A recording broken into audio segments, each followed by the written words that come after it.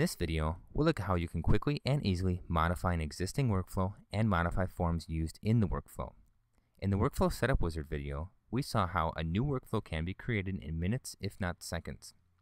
We had created an RMA workflow with 6 statuses: request created, request approved, in analysis, RMA approved, in repair, and shipped.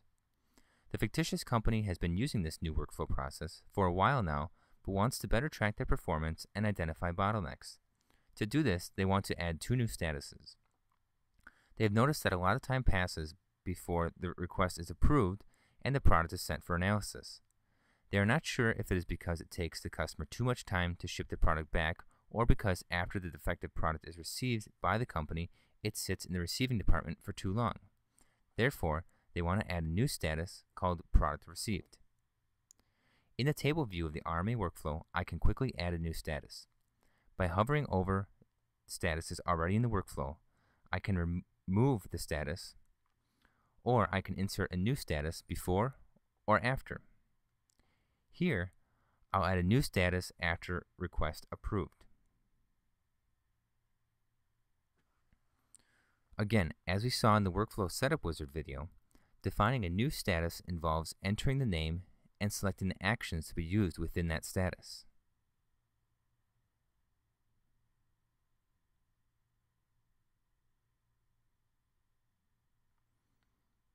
Our fictitious company also noticed that it takes a while after a product is sent to repair for the product to be shipped. To identify the slowdown, they want to add another status called shipping.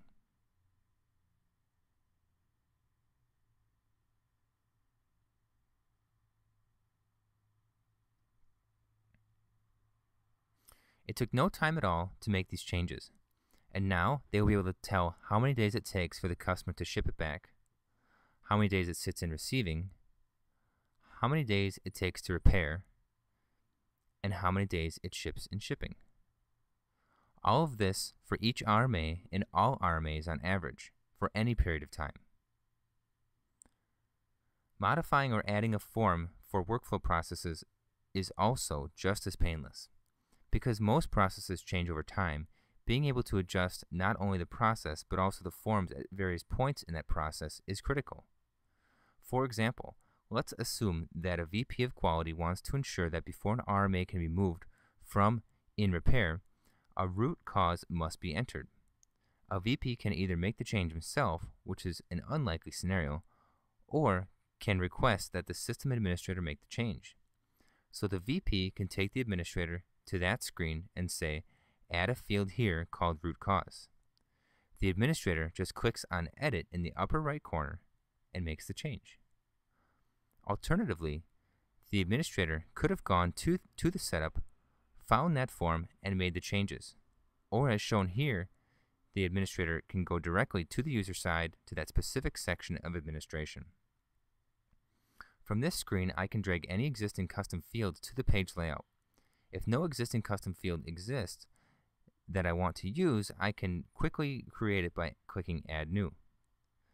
I'll give it a name, a label, and the field type. Advanced settings, such as read-write access, field length, default value, can also be defined. I'll click Add to create the field. Now I'll drag it to the page layout and save it.